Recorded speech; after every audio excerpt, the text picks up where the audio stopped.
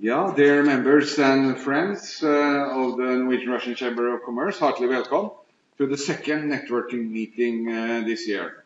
Sounds like and feels like we have had a lot of meetings, and we do have had actually. Since the first networking meeting, we have been around in Murmansk, and we have been to St. Petersburg with His Royal Highness, and we have had a couple of breakfast meetings. We have had a Yamal delegation and a Murmansk delegation, together with the Russian trade representation visiting Oslo. So there has been enough of activities, but today then we are so lucky to be in the facilities of the Norwegian Shipowners Association, and we are very grateful to Richard Scarborough, our host today, and the Shipowners Association for hosting it, because on very short notice we opened up the doors to this distinguishing facilities. And you see on the wall here that we are really in facilities of history and power within Norway. It's just to have a closer look at all the names later on, and then you will see history passing through how Norway has developed. However, the program today is certainly, of course, then by the host of today, the Shipowners Association. And with Richard then as the speaker, Mr. Solberg unfortunately had to go to the parliament. You know, they are doing some kind of lobbying also, these guys.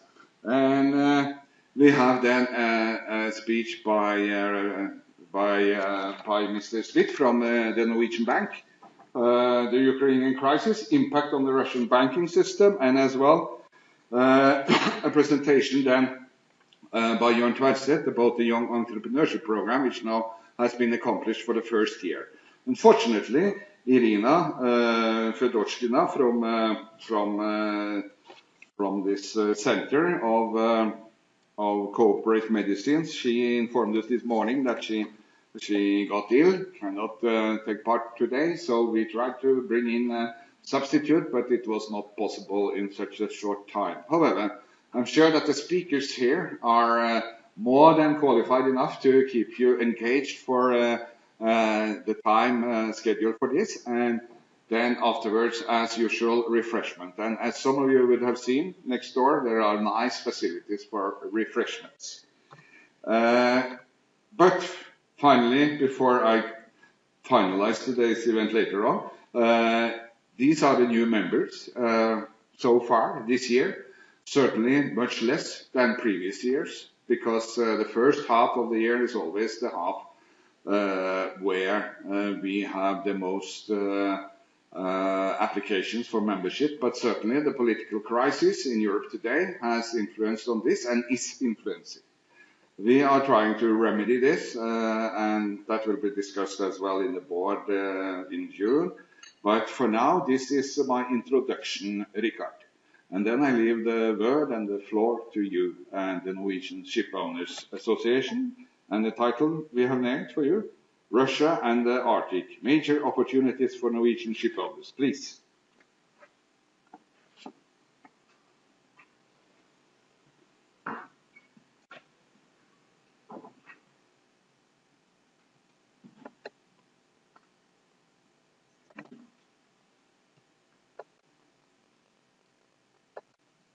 Дамы и господа, от имени Норвежской ассоциации норвежских судовладельцев, добро пожаловать.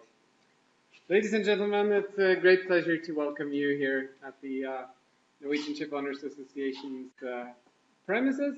It's a particular pleasure to be able to present the association as new members of the Chamber of Commerce, particularly here in at our own home, so to speak.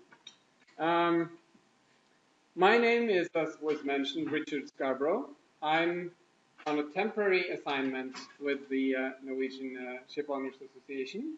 I'm by background a career diplomat, so my touch and go with the Russian-speaking world is then that I was posted for 2 years as an embassy secretary to Baku some years back.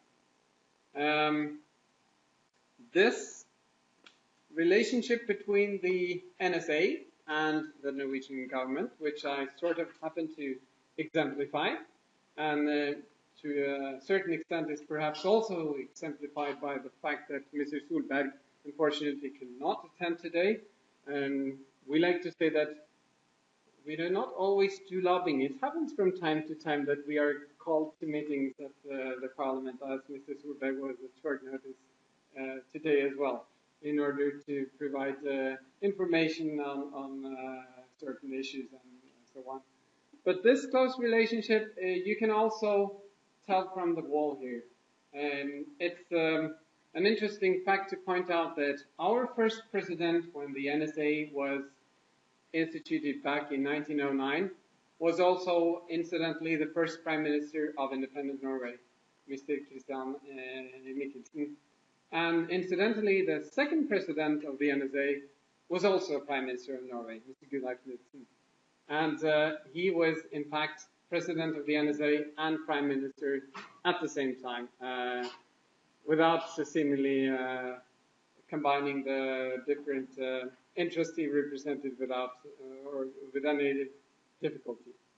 In fact, in the adjoining room, you will also find the chairman of the session that instituted the NSA in 1909. His portrait then is of a man who was 4 times Norway's foreign minister and 3 times prime minister as well. Well, enough of that. I thought I would start this little presentation by just showing you a film that we made for our annual conference in March, where we had the pleasure of hosting His Majesty the King and the Prime Minister. And this is the same message that these dignitaries received. So, please enjoy.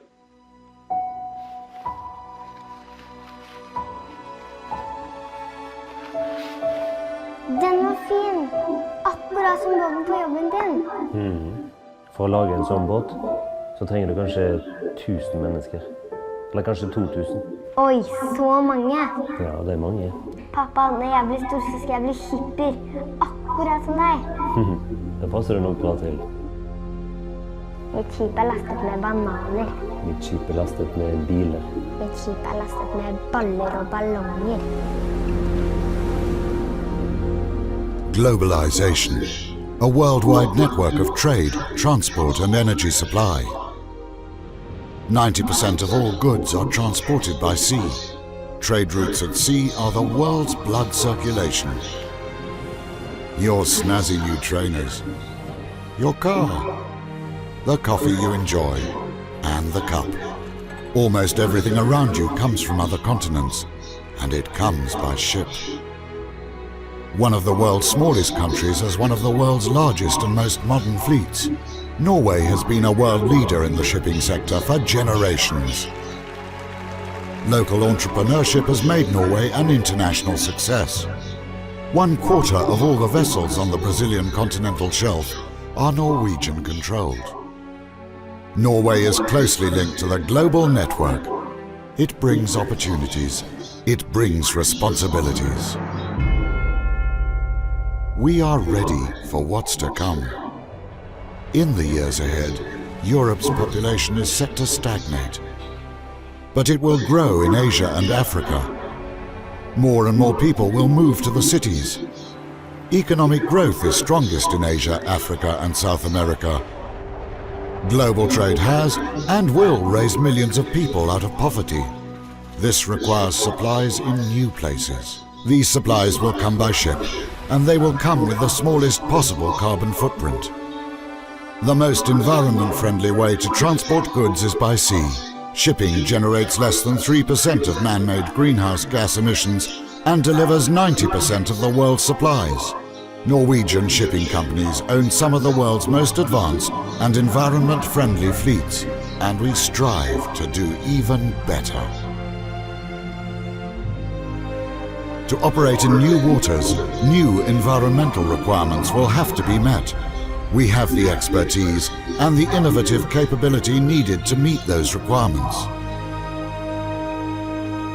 Norway will continue to be at the forefront of international shipping. thanks to a unique combination of skilled mariners, ventures owners, strong forward-thinking professionals and demanding customers. No one knows for certain what future global megatrends will demand, but we do know for certain that they will demand more than you imagine. Norwegian shipping, a global success, created locally.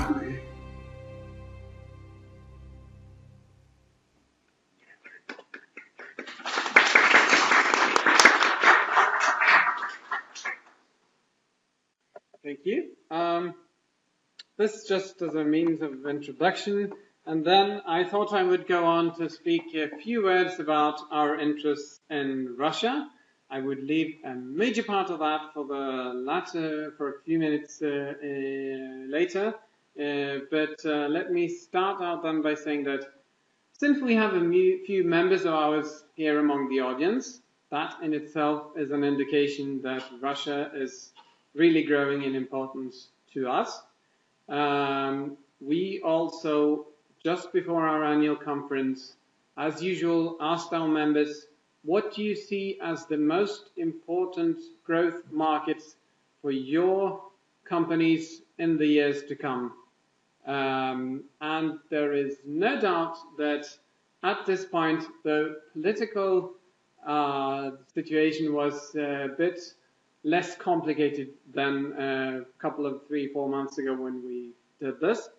Still, there was no doubt that our members said the Arctic and Russia is basically the most promising, important market we see for shipping services.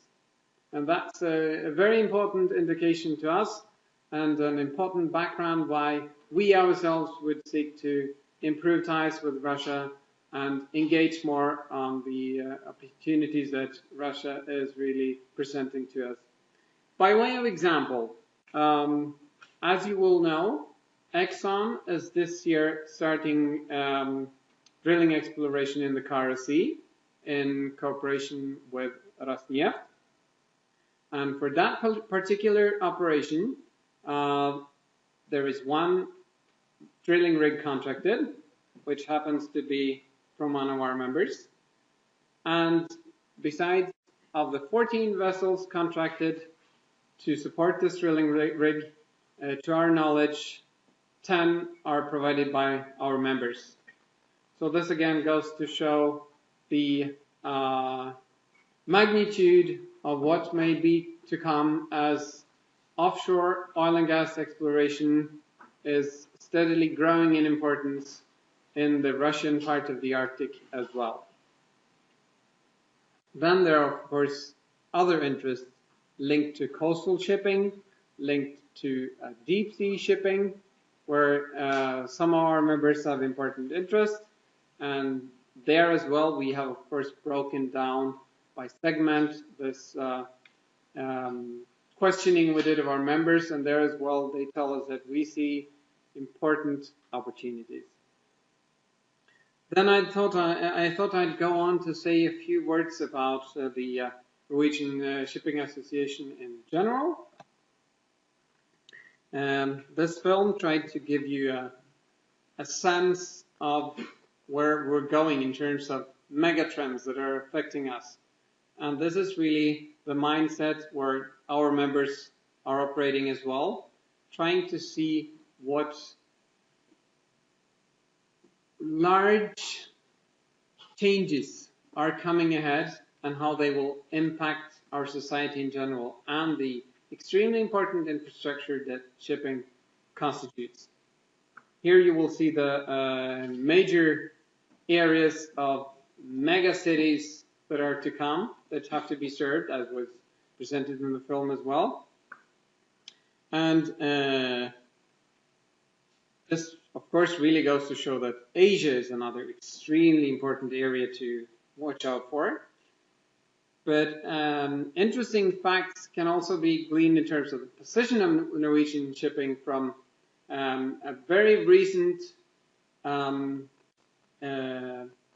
study that we did on transatlantic trade, where we see that with the possible impact of a trade agreement, large-scale trade agreement such as the TTIP between EU and the US, could possibly increase, it is thought, the moving of car units across the Atlantic by some 40%, and that is a market that today is controlled by around 20% by our members. So these are really huge, important commercial possibilities. Same goes for, say, chemicals, where our members or the Norwegian fleet controls about 10% of the world fleet.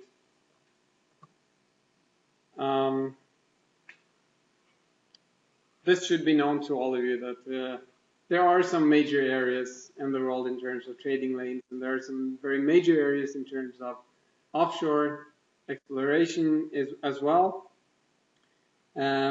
We've come a long way in Norwegian shipping since about 200 years ago, or a little less, you could say probably from 1850. The great growth started when the Norwegians were sort of the Filipinos of their day in a way. They were cheap seafarers, good ones though, respected for their seamanship, but we competed on price. Through lots of innovation and changes, that story has changed dramatically to where today the Norwegian fleet, as you may see from the right-hand side here, is declining in terms of its tonnage size. Basically, there are a few ups and downs, but basically the trend is a bit downwards. But still, on the left-hand side, you will see that Norway ranks as the 5th nation in the world if you measure the fleet by value. Now, we argue that's a much more sensible way of measuring the fleet, since it tells you about the profits the fleet is generating, and it tells you a lot also about the complexity of the ships our ship owners are operating, the innovation and the technology that goes into every single ship. Once, I believe Norwegian ship owners controlled about half of the world's tanker fleet. Today, regular tankers, they're not so much of an extremely advanced business anymore. So our members have rather moved into specialized areas where the barriers to entry are much higher, where you really need to invest in high-cost assets, and you need special competence in order to operate the fleet. Ro-ro carriers would be an example, open hatch carriers, bulkers, another. And then, of course, as you can see here from the graph on the left-hand side, the offshore sector, that's the lilac one or violet one, constitutes about half of the Norwegian fleet today. Half of the operation of our members, again measured by fleet value. That's, as you will see, the second biggest fleet worldwide, second only to the US. And we're sort of, we do not even hesitate to boast that our fleet is definitely more advanced than the US one as well. So the world's most advanced offshore fleet. This offshore expansion of our members has really been based on what you could call or term the maritimization of a lot of the offshore energy services, where today almost all services, in some cases absolutely all of them, will be performed by ships, from the very first exploration to the very last decommissioning of the site itself. And our view of the long-term prospects for shipping is quite positive.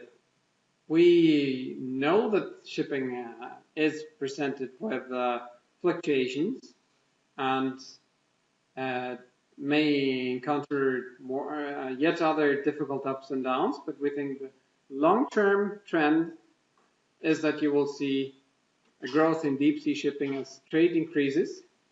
You will see growth in short sea shipping, which is sort of the regional part, as both railways and, more importantly, perhaps trailer or onshore transportation by trucks is increasingly getting congested in areas like Europe, so you need to move to the sea.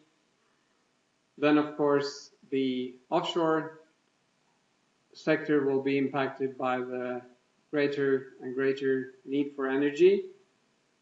Even the turn to new forms of renewable energy will favor the offshore technology and the offshore vessels that today are predominantly in the oil and gas sector. It seems a fair bet that more and more of them will be operating also on, say, for instance, floating windmills, as Statoil, amongst others, is now operating. Then the Arctic, for sure, as a separate case, both in terms of the oil and gas offshore exploration, in terms of the destination traffic that is going into the Arctic and out of the Arctic, not just for all the oil and gas projects, but also for mining, for forestry, for fishing. And then lastly, but not least, also the increasing trans-Arctic transport as well. Now, in all of this, we stress very strongly that, as was said in the film, we must emphasize environmental qualities. We believe that quality shipping, in terms of internalizing strong international and increasingly so international demands for environmental conduct, is not only vital to sort of keep up the reputation of an industry that is already transporting, as you've seen as well, 90% of the world's goods, with 2.7% of the world's CO2 emissions, but also in terms of being at the forefront when tomorrow's new environmental restrictions are developed. If you can already today start to work on how you will implement those new standards, you will be a step ahead. So we argue in favor of the strongest possible international standards we could agree on, and we believe that is to the advantage of our members.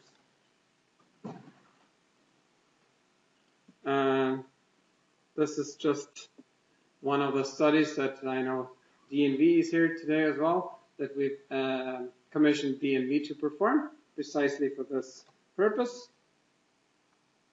We, of course, have a lot of issues and concerns as well, one of them being to recruit able seafarers. It's quite both an interesting and a fact that we are happy about, that we have so many Russian citizens embarked on our ships. In fact, more than 2,000 Russian citizens are serving in the Norwegian fleet. Then I told you I would revisit the theme of why Russia now.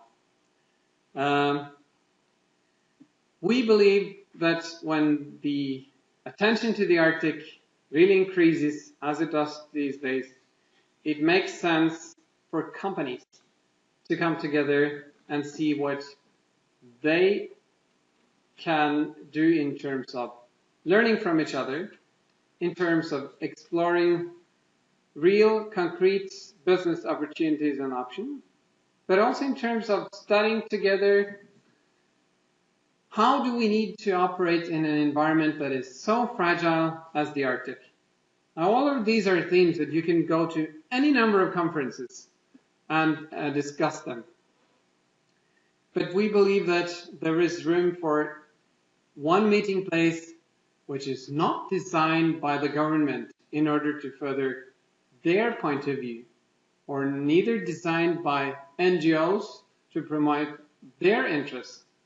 We believe that business needs to gather and discuss the Arctic on its own premises. And for that, we have taken the initiative to propose to inaugurate a conference called Arctic Business in Bodø, 8th to 10th of October this year. And for this conference, we aim to gather around 400 delegates with an emphasis on top leaders from among the world's most important companies that are engaged in the Arctic. We are cooperating with Norwegian-Russian. Vidar Pederstad here in the audience is the point man for this major initiative of ours. We work with Norwegian-Russian and Norwegian trade fairs precisely because they have an innovative approach to doing conferences that is very much to our taste, and which we believe is a good way of securing interaction between those who participate. Now, when we speak to the Chamber of Commerce, we understand that you happen to have the same innovative approach as well, which is something we very much agree with, of course. And we realize that we're hardly inventing the wheel really here, but we still believe that our conference, in comparison to a lot of the, let's say, Arctic initiatives with a global focus, that we will bring something to the table in terms of the approach, in terms of the participation, high-level participation we are working hard to secure. So we really believe this will be something that will be worthwhile to consider participating at. And I just want to stress as well, this is not meant to be a Norwegian Shipowners competing forum with the Norwegian-Russian business forum organized by the NRCC. This initiative has a global outlook. This is where we hope to gather CEOs or CFOs, for that matter, from global companies to discuss Arctic matters. And discussing all of the Arctic, not just the Norwegian and Russian part of it.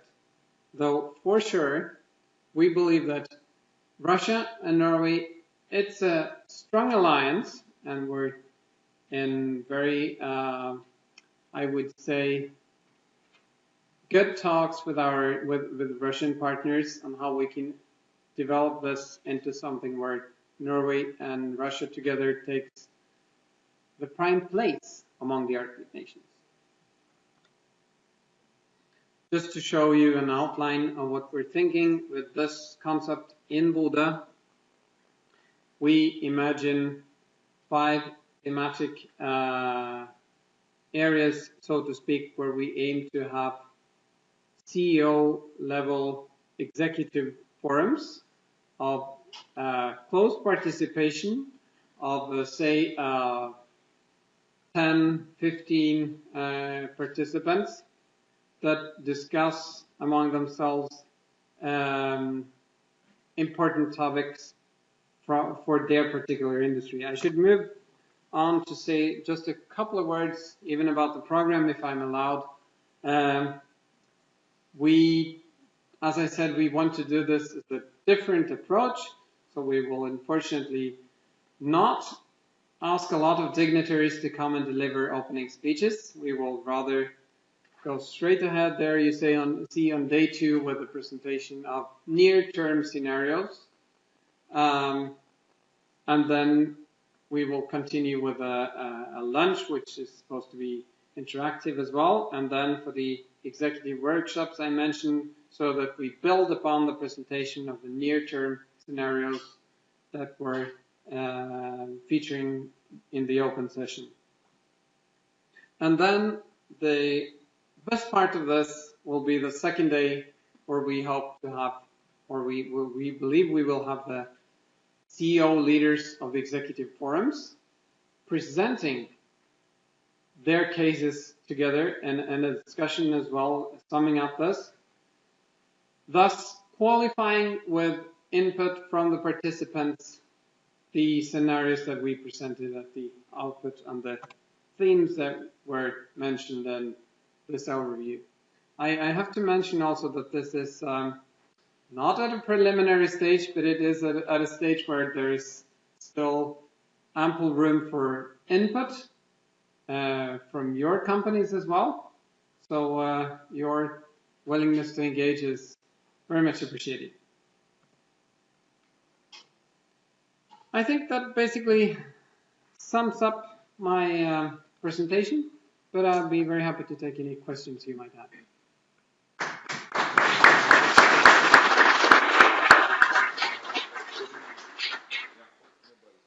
Yeah, questions. The floor is open for the audience. Congratulations with your forum, about to be realized. Definitely, we have discussed this previously, and I hope it takes off, because as you underlined, it's a global forum regarding the Arctic compared to ours, which is bilateral and could be other sectors. But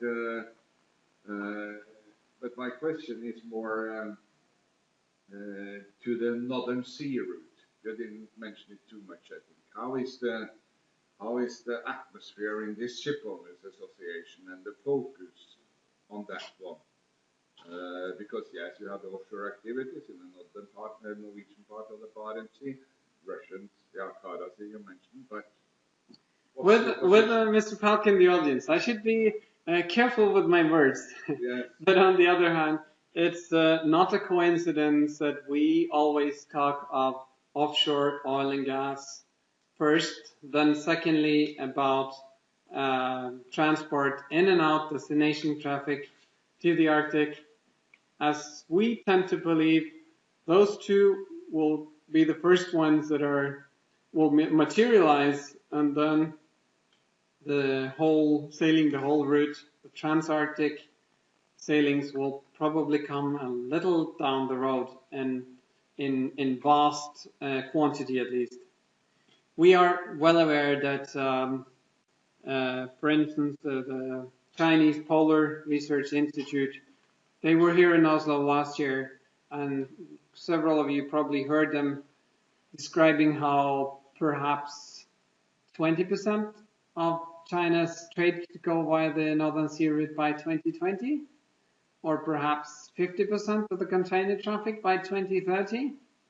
Now, it is clear that the Polar Research Institute, although not really a shipping body as such, is doing what it can to promote polar shipping. I mean, its own research ship, the Snowdragon, sailed through the Northern Sea route just 2012, which was in fact opening for COSCO doing the same voyage last year. And now we know that the Polar Research Institute is building or being a prime mover behind building new icebreakers for China. But still.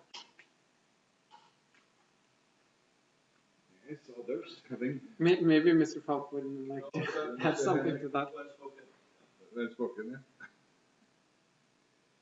Yeah. Quick question. The statistics you had about the size of the value of the fleet, does Yes. that include the drilling rigs, or was it just the offshore fleet? I mean, the vessels? I would say, I have to admit, I'm not quite sure. I believe it does exclude the rigs itself, because it says it's around 2,000 1,800 vessels, and to my knowledge, we're counting 1,800 vessels plus 60 rigs as members. But don't quote me on this one. Now, if no more questions, Richard is our host the whole evening and afternoon. And Richard, of course, Vikingenes Russland, that's the obligatory gift to you, being a seafaring nation. And the Vikings were the first. You remember? Yes. Yes. So thank you for hosting this. And I give you this one to russiske skåltaler. This is very useful. That's very useful.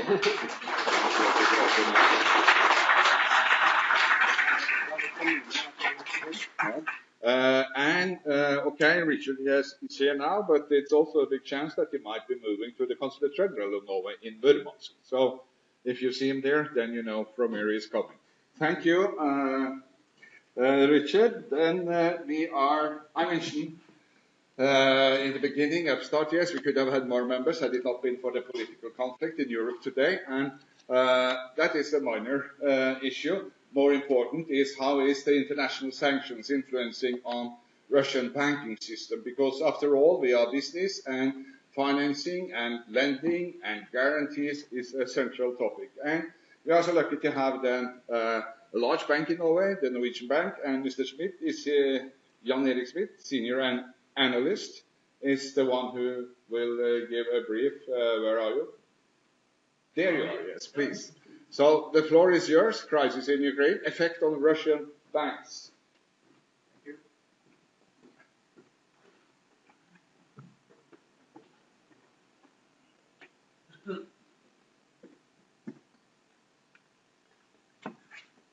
Yes.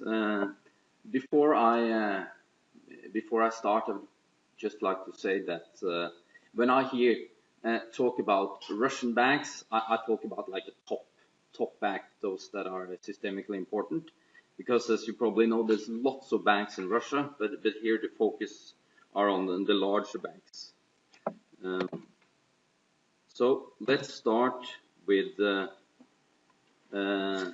just say more like a macro picture, and then we go on to see how the banks will cope with this. But as you know, both the EU and the US has put sanctions against Russia, and I would say that overall, if you look at the direct economic impact, it should probably be rather limited. But you can already see that in the first quarter, there was quite a large impact on GDP growth, because according to the Ministry of Economic Development in Russia, GDP fell by 0.5 percentage point compared to the quarter before, that is in the first quarter this year. And also investments fell almost 5% compared to the first quarter in 2013. And also industrial production, it was still growing in the first quarter, but it was only 1.4%. So here I put up an overview of the IMF, World Bank, and some larger private sector forecasters to see how their forecast for GDP changed since the start of the year and what it was in April. And you can see that it varies. In these times, it's very difficult to forecast, because it all will depend whether, I would say that if the situation with Ukraine will stabilize throughout the year, you probably see growth in Russia, let's say between 0 and 1%. But if you believe that this will just escalate, you will have a recession most likely throughout the whole year. And another point that I would like to make is the Ukraine crisis and its economic impact. It comes on top of an an economy that was slowing down, because you can see here that since 2011, growth has been slowing down, and last year it was only 1.3%.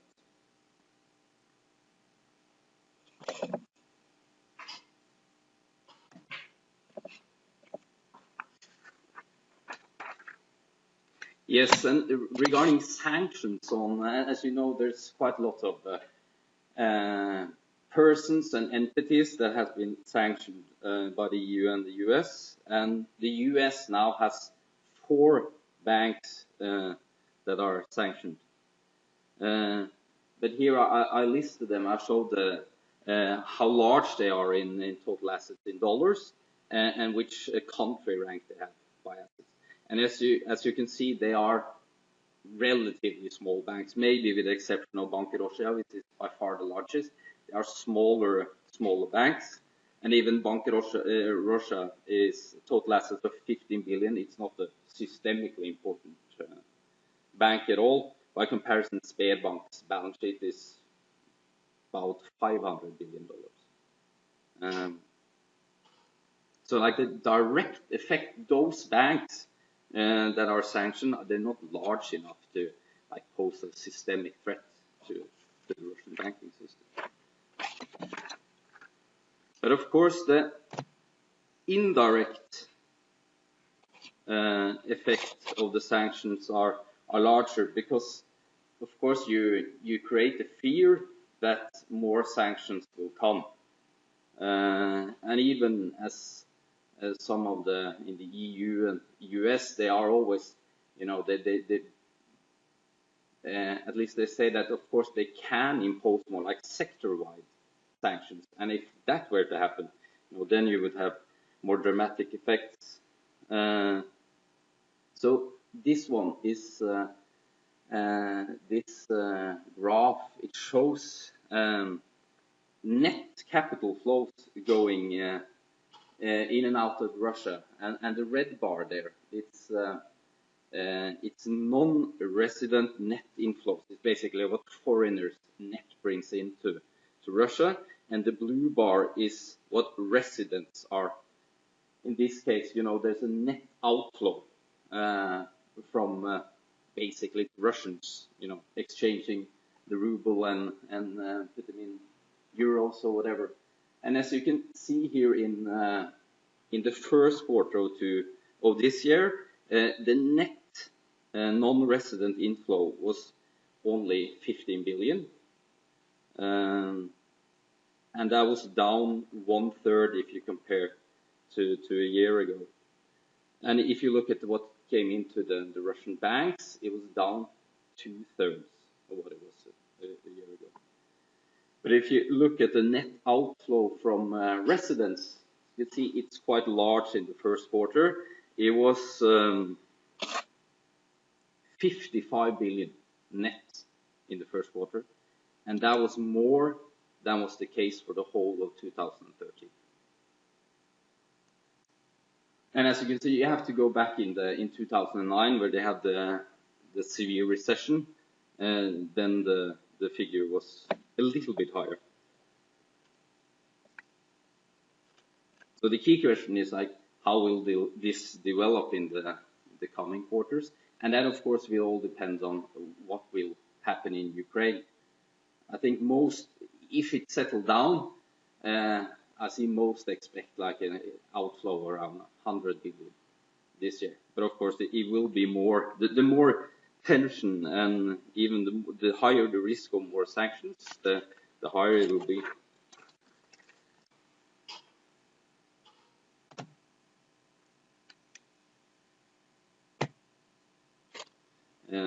As I said earlier, after the catch-up from the recession in 2009, and the economy has been growing more and more slowly. But as you can see from the first graph over there, inflation is holding up and actually is increasing. So you get an indication that the Russian economy is basically, at least until very recently, was working under full capacity. So there are some capacity constraints, and I think to see like significantly higher growth rates in the future, you need definitely higher investment rates. And also this one is an interesting oversight. It tracks the GDP growth in Russia against the development in the oil price. And as you can see here, it's like the period from 2002, 2003, when the oil price was increasing a lot. So, then you saw very strong growth in the Russian economy. Then it fell in the recession in 2009. And the most recent years, when the oil price has been quite stable, growth has come down. You just have a quick look at the financial markets in Russia.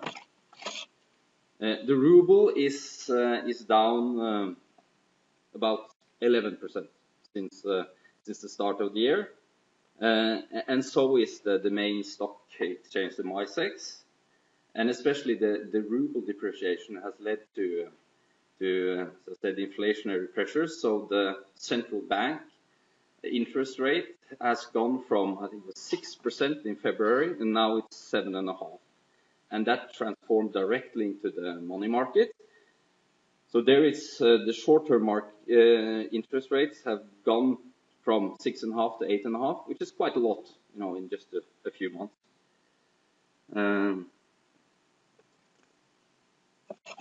And also, if you look at more like forward-looking indicators, like PMA surveys, they are also down quite a lot recently. So, key question is, given the relatively bleak economic outlook, where the banks are faced with tighter funding, the higher interest rate, much lower loan demand, and also asset quality deterioration, the question is how will they manage? And if we start by looking at how well the major Russian banks are capitalized, you see the Tier 1 ratio, which is a risk-based measure of how much say equity they have. You see, on average, the large banks have a Tier 1 ratio of about 10%, which is like compared to similar or large emerging markets, for example, it's adequate.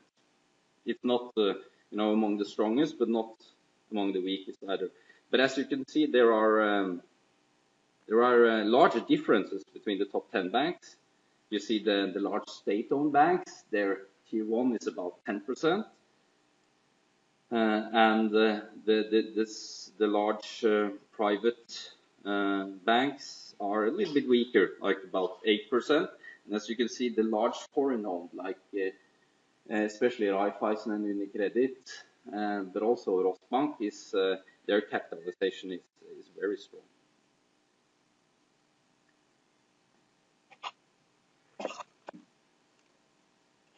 So overall, I would say it's adequate, but the trend has been a little bit negative because in the last couple of years, credit growth has been strong, and it's not been followed up by a strong growth in capital. So the trend has been a little bit negative.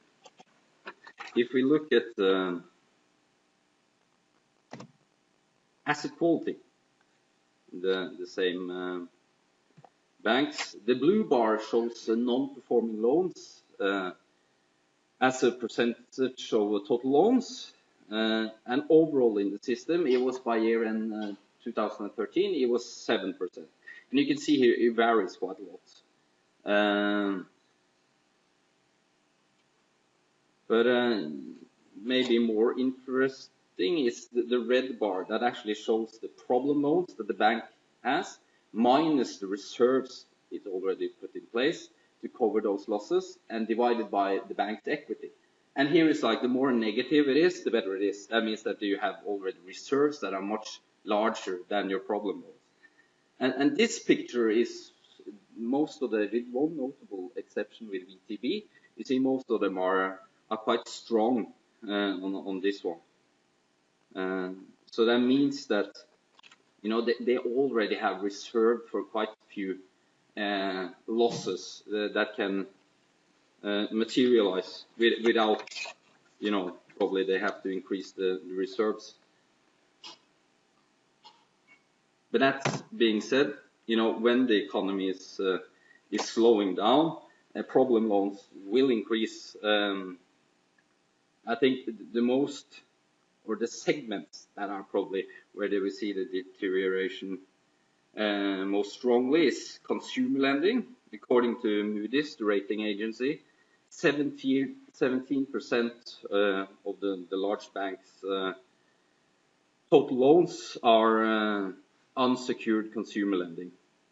And you know, when the GDP slows down, interest rates go up, household income goes down. So of course you will see some deterioration in that area. And basically the same with small and medium-sized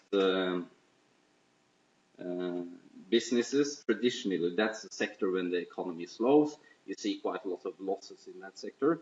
And that's not only Russia, that's more in general. And it was definitely also the case in Russia in 2009 when they had the recession. And the last sub-segment that they probably would see some pressures on asset quality is the loans they have to corporations denominated in foreign currency. According to Moody's, it's a sizable part of the loan book. It's about 17%. And again, according to Moody's, about half of those borrowers are largely unhedged. That means, you know, the 11% fall in the ruble, it will be felt immediately.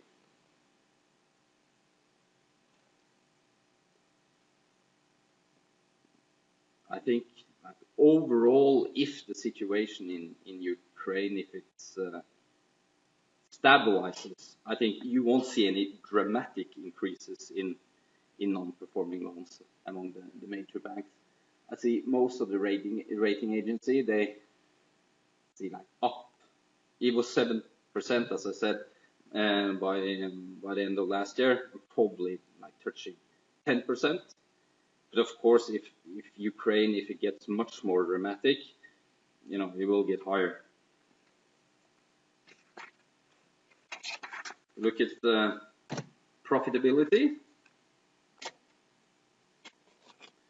So generally, among the top banks in Russia, profitability is good if you compare to other banking systems. If you start, there's a comparison here between the net interest margin, which is basically the rate the banks lend to their customers minus their own funding costs. And as you can see in Russia, it's high. And this is from 2012, but you know, it compares very well. It's the margin is like close to 5%, which is very high. And also, if you look at the other one that shows, especially the red bar, it's a pre-impairment operating profit. It's like profit before you take reserves for losses, and you divide that by average total assets, especially for the foreign owned, but also if you look at Sberbank, it's close to 4%, which is very, you know, it's a strong figure. So, and it means that in general, you can take quite a lot of losses before you're not profitable anymore. So, you know, at least let's say if the average problem loans, if it increases by in the system up to 10%, the major banks, they will still be profitable by year end, and not as they have been in recent years, but in all likelihood they won't start losing money.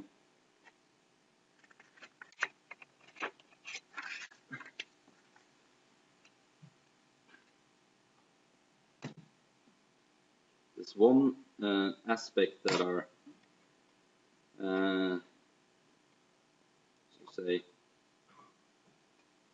that are it's not only Russia, but it's the other CIS countries. Traditionally and still, they have high borrower concentrations. That means like they're most important borrowers. If you look at this one, if you take the top 20 borrowers in the system in Russia, they usually constitute 40% of the bank loans, and usually more than 2 times equity. So it means that if some of your key clients get into trouble, the bank, it will take a huge hit. And another aspect is what you call related party lending. It's basically where the owner of the bank also owns, let's say, corporate and other non-financial companies. Traditionally, it's like losses on related party lending, not only in Russia, but in general, it's usually quite high. So that is also an area where many Russian banks have quite high risk. And the trend has been, say, positive in the last couple of years, and it's due to more and more retail lending among the major banks, where you, of course, you won't get difficulties with the large borrowers and so on. But of course, it's still a source of risk for the Russian banking system. So if you look at more in detail how much foreign currency loans taken out by Russian debtors are due in 2014, you see that in total $140 billion are due during the year. And according to the Institute of International Finance, 40 billion is callable on demand. And as you see here, most of the debt is held by corporates, followed by banks, and the government almost have no redemption this year. And the key question is, will they be able to refinance? And I mean, know that there is very limited activity in this market in the first quarter. But the important thing is, of course, in Russia you have the backstop that will be the central bank's foreign currency reserves. And as of 1st of April, the foreign currency reserves were $440 billion, and on top of that they have 40 billion in gold. So it's if you look at the near term, the central bank currency assets exceeds the external debt that are needed to be repaid in this year and also the next. But one thing that is worth noting regarding the foreign currency reserves, although they are large, you don't see the inflow as you did in the last decade, where because the current account, which is basically the exports minus imports, it's more like the EIU, for example. They expect it to be only $10 billion this year, and if you go back to 2011, it was almost 100. So it's like income from exports has flattened out, while imports has been growing quite strongly in recent years. If we look at the liquidity situation in the banks more in detail, the short-term pressure should be limited. This one is an overview recently made by Moody's that shows the top 8 banks and how much foreign currency funding that are due this year, and also they include all interbank assets that traditionally, even if they're denominated in rubles, it's quite volatile. So if you add up those two, you get we call it the volatile funding that are 8% of total assets. But if you look at how much those 8 banks have in unencumbered securities, that means securities that you can use to get funding from the central bank, it's 16%.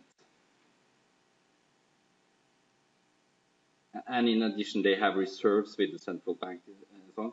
So in the end, as long as the central bank has foreign currency reserves, you wouldn't or you shouldn't expect to see a funding crisis among the major Russian banks.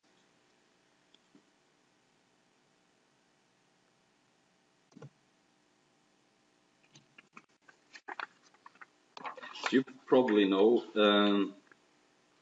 when the crisis in Ukraine, when it started, all the three major rating agencies, they were quick to put Russia, that is the government of Russia, on negative rating outlook.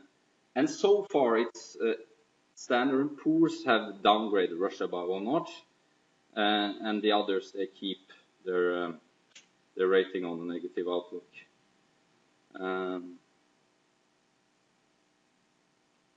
The risk of further downgrades is quite high. I think if you see more like comprehensive sanctions, I would guess that all of them would probably downgrade Russia. But if you look at the graph, that is actually the development in the CDS spread, which is basically what you have to pay to insure yourself against a default by the government of Russia. And as you can see, it has increased quite a bit since March, April, but still it's not on a level that would indicate that the market does not view a default by the Russian government as a real risk at this moment. And also, you'd add that regarding the major banks, some of them was downgraded by S&P, and it usually follows that you can't have a better rating than the government. And it's same with Moody's and Fitch. The major banks are on a negative outlook. And also, there's not that many Russian banks that have CDS spreads. But those that do, it follows a similar trend as the government. Of course, they are a little bit higher, but it doesn't indicate like a real risk of fear of a default.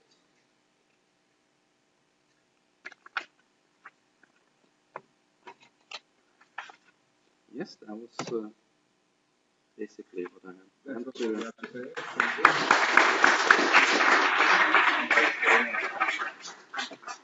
Yeah, thank you very much. And yeah, of course, we are not specialized in banking, this audience in general, although we have some bankers as members, certainly, and DNB being one of them. And yes, I've been following lately the developments at evening time, and this downgrading, if escalation, will have, that's what they're saying, Financial Times and all these guys, will have a very, very great impact on the Russian side. And I think you mentioned and said that yourself. Let's say if the Americans are reading through with economical sanctions on financial sectors, and maybe also anything like that, which was the latest I read yesterday. Then, what is your statement then? No, it's hard to predict, but if the U.S. were to impose,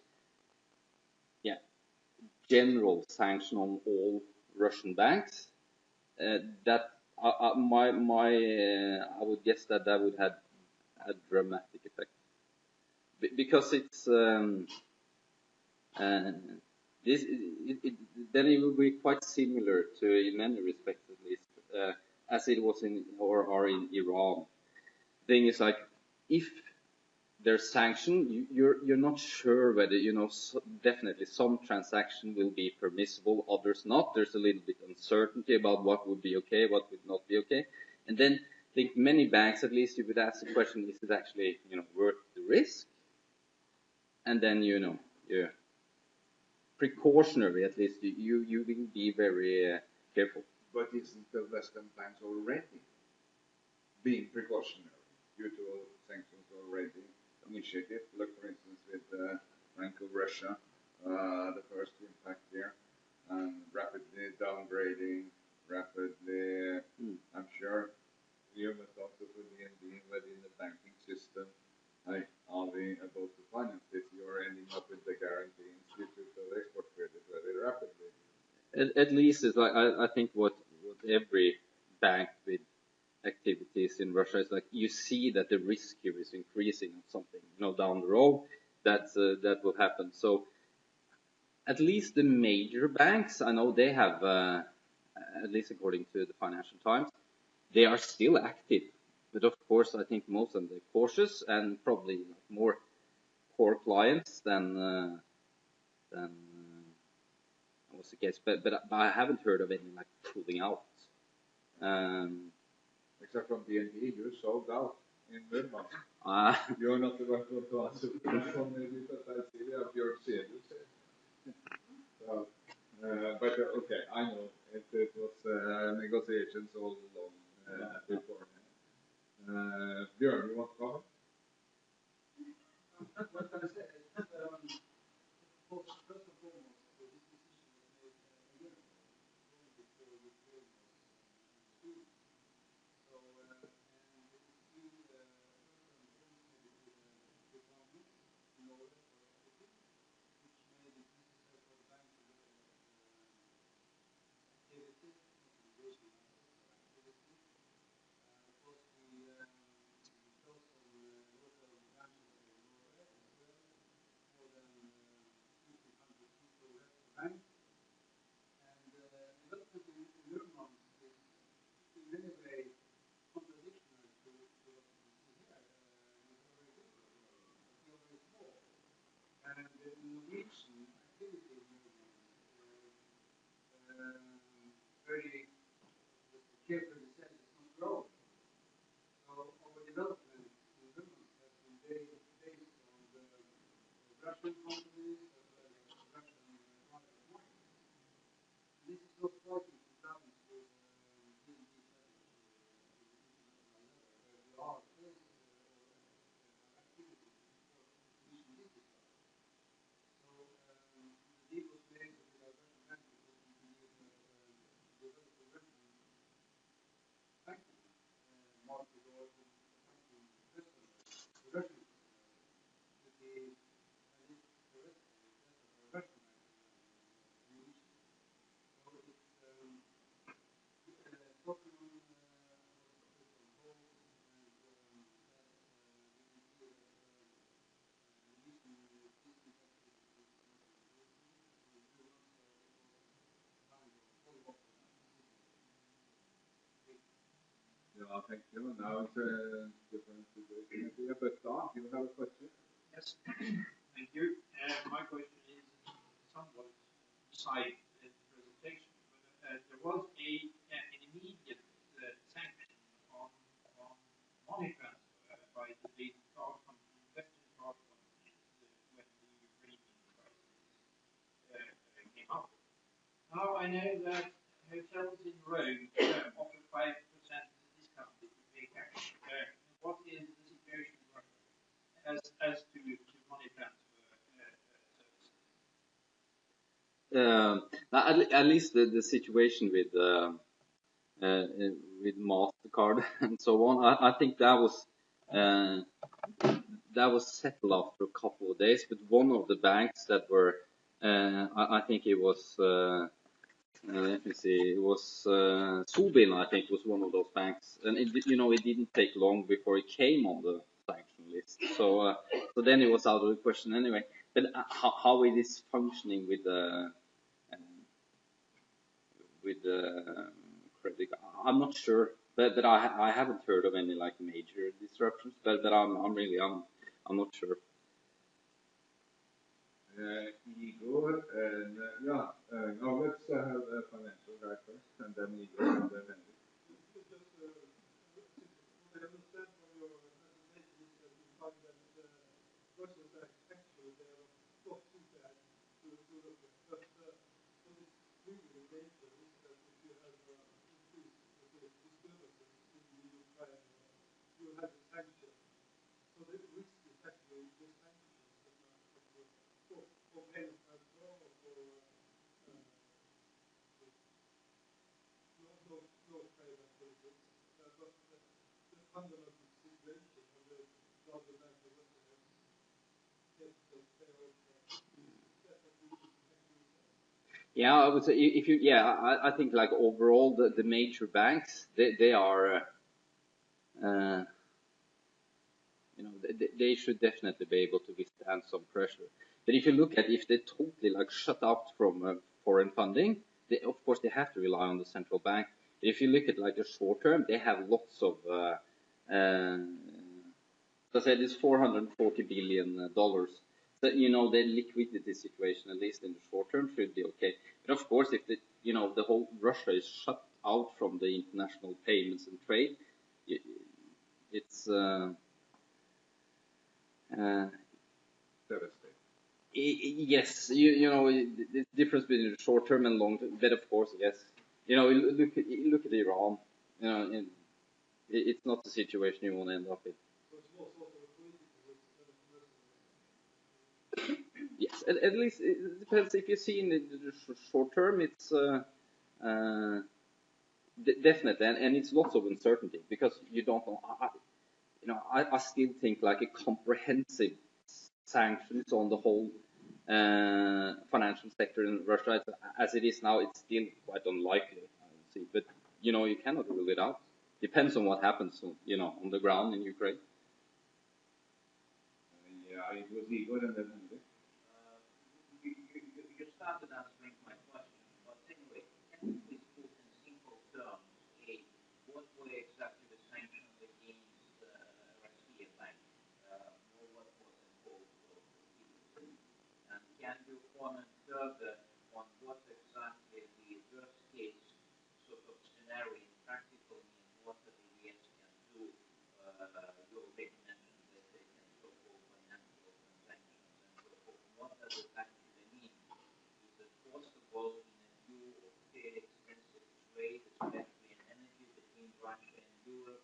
And what are the means Russia can use in order to respond to that? Can Russia transfer its international funds from dollars to yen, or can it start selling at discount American debt? So just sort of like, can you try to get what Oh, it's quite difficult to answer, but of course, as long as I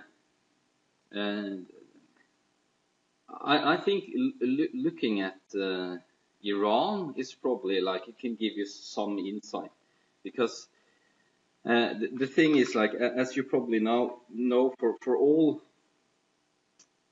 all major banks you need US, because most have large US operations, and you definitely need access to dollars, and it all depends on, especially when you look at the international banking world, it's like how hard will the US push for businesses to not do, you know, transactions with the entities in that country, and that can, you know, they can push a lot or they can push less. I think we saw in Iran was like the pressure got stronger and stronger, and it's so it's not as simple just to settle it in yen and then it's no problem, because as long as you yourself need to clear dollars, yeah, it's not that simple. No, and a comprehensive question, Igor, so we can discuss it also on one actual basis later. Let me tell you that, yeah, 2 days from now we are in St. Petersburg, network meeting. Mannheimer Slakning will be there giving a brief about the international sanctions and impacts, etc. I've seen the PowerPoint, but and it will be posted on our website, etc. Of course, on Friday, hopefully. And was rather educative. Yeah, Henrik, please. Yeah, it's more a general comment, not necessarily a question, but it's specifically on Russian gas. There is a big LNG project in Yamal. It's a $28 billion project. It's 5 times bigger than our Snøhvit. In our opinion, that is the type of project that needs international finance. Russia in itself are not, and Russian banks are not able to finance that without support from the international financial market. And it said in one of your slides that the issuance of corporate bonds have fallen with 75% in the first quarter. So, your comment on how should I phrase this? How difficult will it be for Russian business to raise funds in the international market now, as compared to before? I think it was even quite difficult to do it before, and it's not easier now. That is one question. Another thing, we heard with the same project, there are a lot of specialized vessels being built in connection with this project. Vessels that cost $250 or $300 million apiece. One foreign ship owner who was supposed to deliver 4 vessels financed with a 20 years contract with this Russian oil company. Again, the term sheet was withdrawn from the commercial bank. Number one, because of the political risk. But number two, what is the value of Russian gas in 20 years? I don't know if you can comment on it. It's more comment from my side. Yeah, what I can say that I have been trying to track if there's been any major like bond issuance and so on, and as far as I know, not any major deals done after the crisis. So it's impossible to say it's one of the major companies or banks if they were to issue, but of course they would have to pay quite a high price, but still it's like, of course they will try to postpone this as long as they can. It's the way it is now, it's too uncertain. I think you would only issue if you really had to, or unless you thought it would become even worse. Yeah. Okay, I think we have to end on this note. Personally, I have the one and only conclusion. You need to start negotiating at the negotiating table. Wait a second, Jan-Erik, because then we all can prosper and develop business further. Now, we are in the Shipowners Association. Same book to you, Vikingines Russland. So, thank you. Enjoy it. It also informs about Ukraine all the days we're down there. Thank you. Let me know that you have heard about the Young Entrepreneurship Program, and that is ongoing while we have our networking meeting, breakfast meetings, wherever they are, in Gudmans and Pittsburgh, and Jørn is the one who has been implementing this, and now we have accomplished the first pilot year of this entrepreneurship program funded by the Ministry of Foreign Affairs, and give us the results there. Thank you very much, Jarle, and it's an excellent to give you an update on this project, because we just had an interesting meeting with the steering committee. So now we have evaluated the project as well. This program is part of the Matchmaking Norway-Russia program, which has 2 central elements. One, represented by Hans Olav Rekdal, matchmaking B2B, where we try to match enterprises together, Norwegian and Russians. And then we have this entrepreneurship program as well. And it's a pleasure to have Anatoly Burmistrov, member of the steering committee from University of Nordland, and Katarina Säterstall, and a show here as well. Okay, how did we think when we started such a program?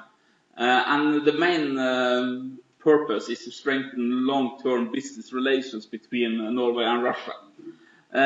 Of course, we have companies, and also mentioned by the Ship Owners Association, recruitment. We need to identify young talents so we can build up these relations for the long term.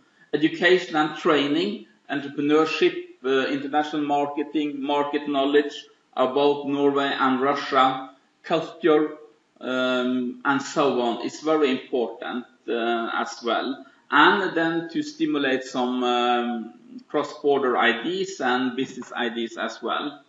And of course, you know, to lower the cultural barriers, to do business, to meet together, to find ways of doing business with each other. So, first academic year, we started up with 3 working groups. One in Murmansk, went to Tromsø and Ålesund, Tromsø and Murmansk again, Arkhangelsk, Ålesund we matched, and then Moscow and Bodø. And we worked with central universities, university colleges as well as Gukken University for Oil and Gas. We worked with Plekhanov University for Economy, Northern Arctic Federal University in Arkhangelsk, and of course our members, University of Nordland, the Arctic University of Norway in Tromsø, and so on. So this is the way we are working with them. And of course the core target group, Norwegian and Russian students with business idea and interest of international business, and some younger academic representatives to embed the knowledge within our collaboration institutions. But the main part, of course, in such a program is working with our members and Norwegian industry.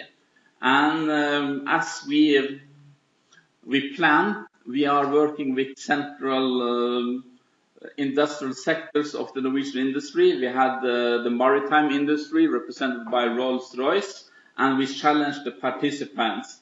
Please make some export and procurement strategy for Rolls-Royce Marine.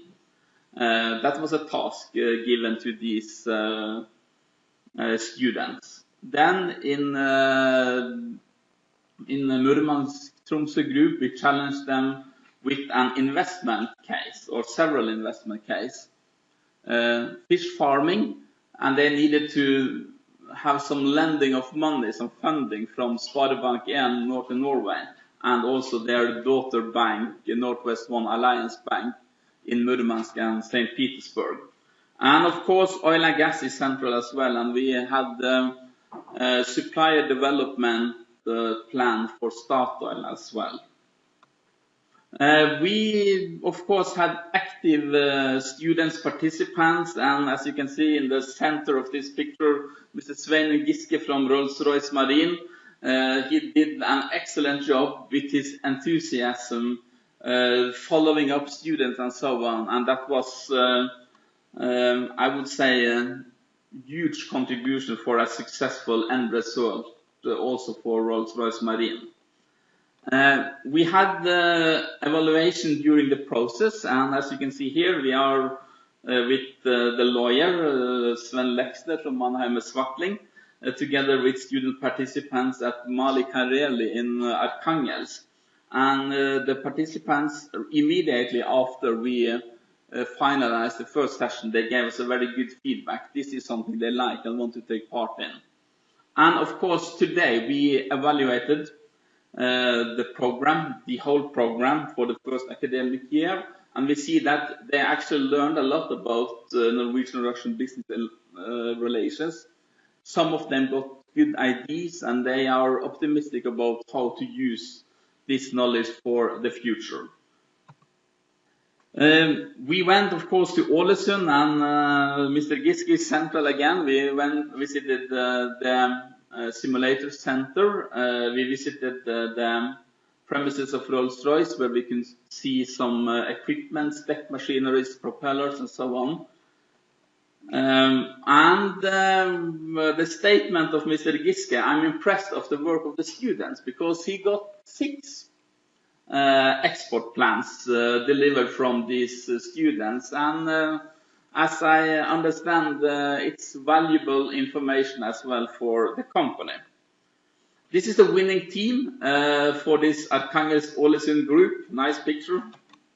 And we went to Murmansk as well, and we are working, of course, closely with our Ministry of Foreign Affairs, as of course they are also the main contributor when it comes to funding of the program. So Consul General Ole Lindemann, Consul for Economic Relations Kristin Høiby as well, taking part, giving lectures and followed up the participants. We had Sparebank 1 in Northern Norway, Stig Joar Olsen, taking part with lectures with business case, and you can also see Katarina Sætesdal in the picture below.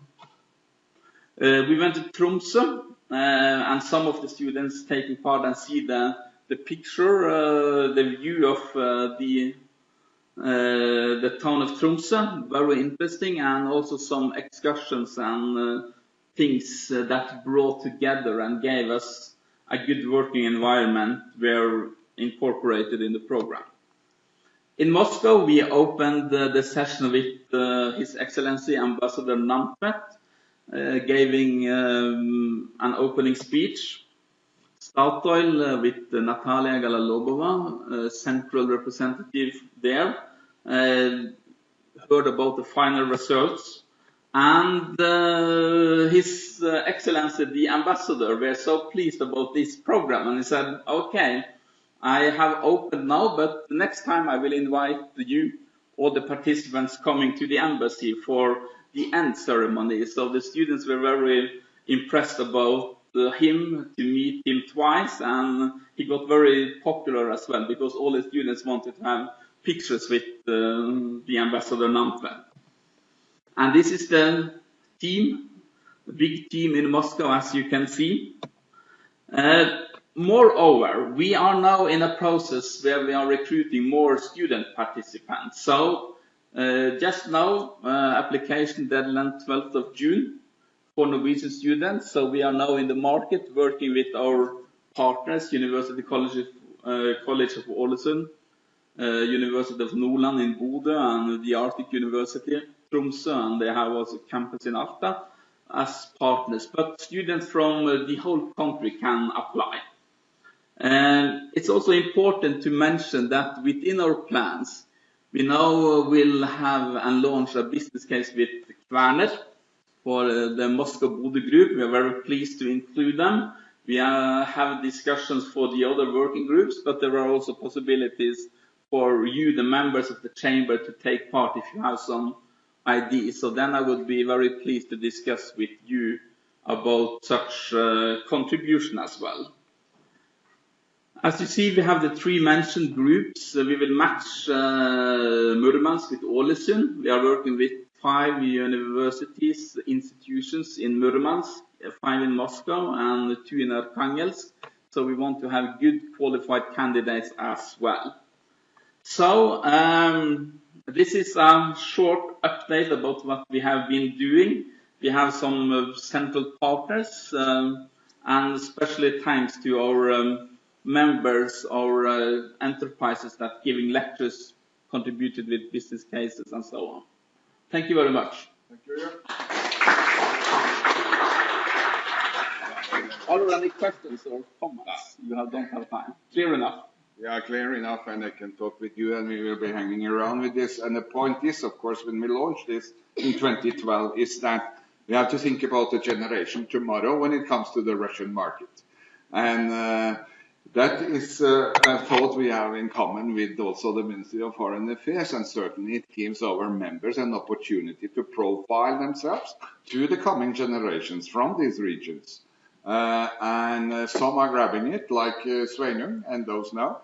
And this is something you then should keep dialogue with, which we also will do in the coming years with these younger women and men, because that will be needed. We will pass by these conflicts which are reigning today, and the chamber, you know, it's in for long term. And when it comes to my finalization, I would like to show you this, because this is the first networking meeting we had since the results of the oil fund became available and known. This is the Government Pension Fund Global, and the results of their investment portfolio, value of it, by the end of last year. And as you see, it was down in value, the portfolio of 13%. although they had increased with investments in 2 more companies. We have to rely only on the open figures from their website. So we do not know more than what is actually presented. And Russia is not giving a sole presentation as such. It's the whole world presented on their website. But nonetheless, the largest single investor, 22 billion Norwegian kroner, and it's also the same amount about in bonds. So certainly about 45, 50 billion Norwegian kroner, and it's mine and yours pension fund. I hope they know what they were doing before the crisis started, but they are often, certainly long-term, the largest sovereign fund in the world, and certainly also then aiming for longer-term results. Sectors, very clear, oil and gas was, I think it's a fault there, so I go rapidly to the more detailed one, which not many see. We have put it together then, that means Olesja. And here you see larger companies and, percentage less value compared to the last year. That means they might have sold. It might be due to courses, etc. Exchange rates, on the stock exchange developing. We don't know that and do not have capacity to delve into that. Should have liked to have Mr. Slyngstad himself explaining about that, and we will try. But you see at least companies amount. It's a big one here, Magnet, and we can go on the next page, financials. Certainly, I can look here maybe. Sberbank got the focus of the fund, 2,502% up. That's nice. So let's hope they don't sanction this one. And so forth. Lukoil, value of it down 72%. While some new and Saratovsky Neftepererabat had a positive result. But we are posting this, Olesja, on our remarkable new website, which I hope you have seen. And we are focusing for the rest of the year. We are continuing according to our schedule. And that means it is like this. Matchmaking, Jørn talked about that, Jørn and Hans Olav.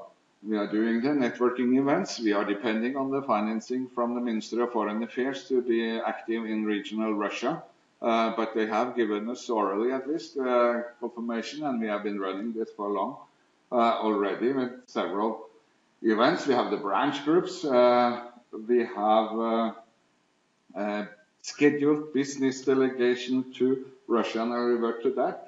High-level events, some of you took part in it. Crown Prince visit to St. Petersburg, and certainly also then the Norwegian-Russian Business Forum, which we had to postpone due to too high risk exposure for us as a small association with the present political situation created.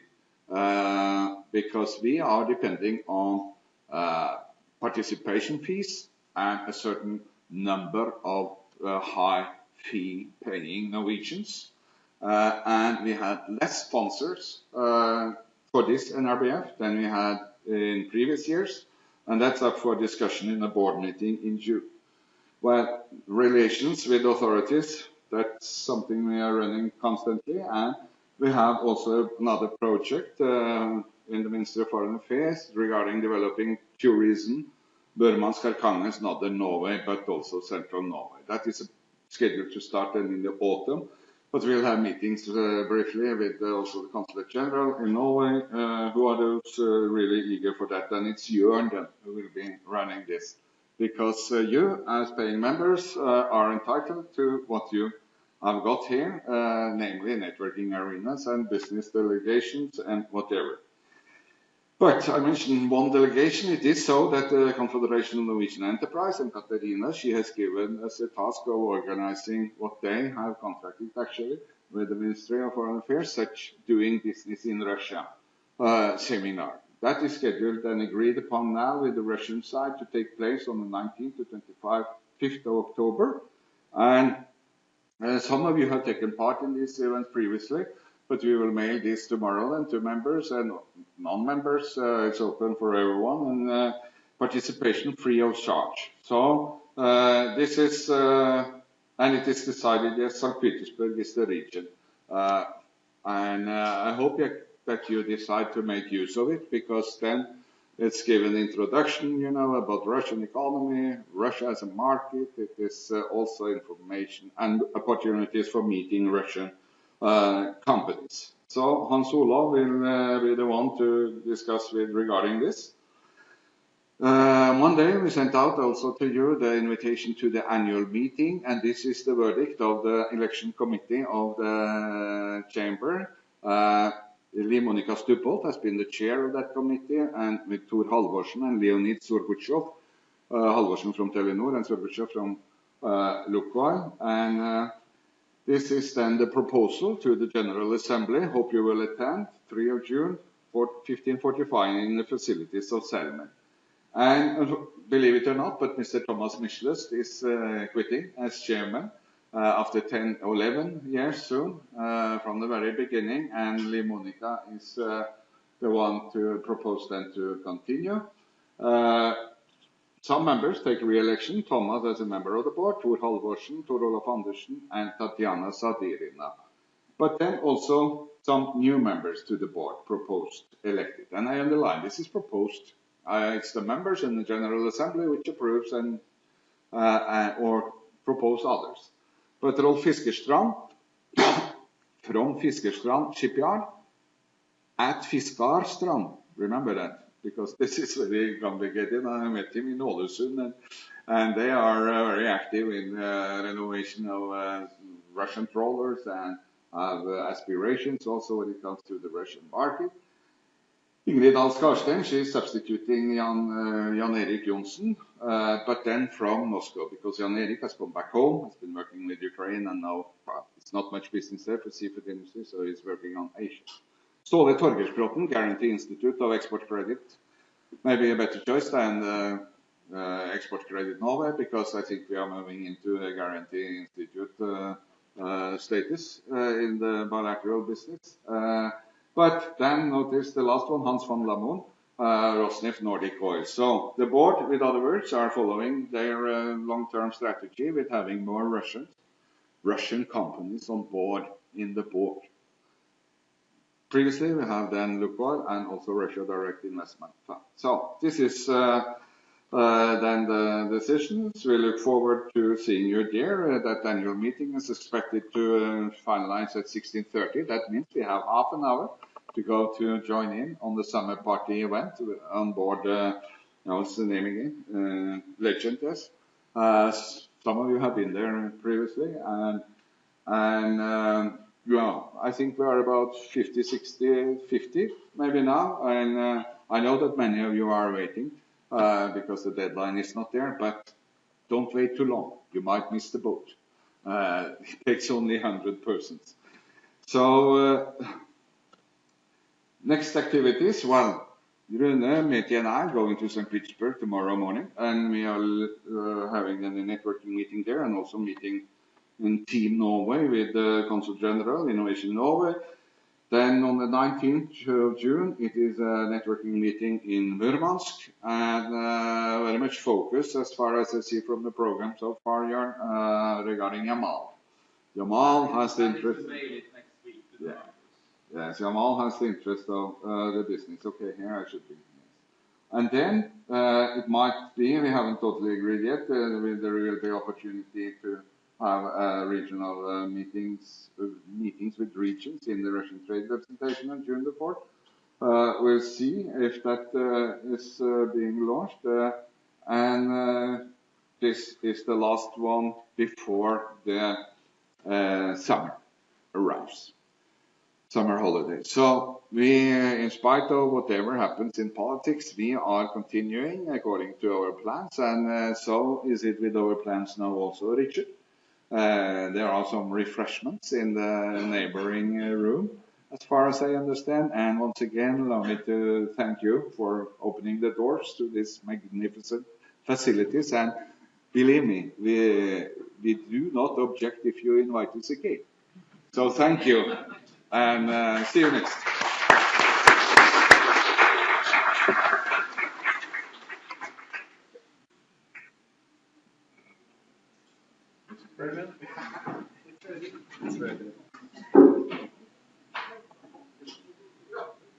Give my time location.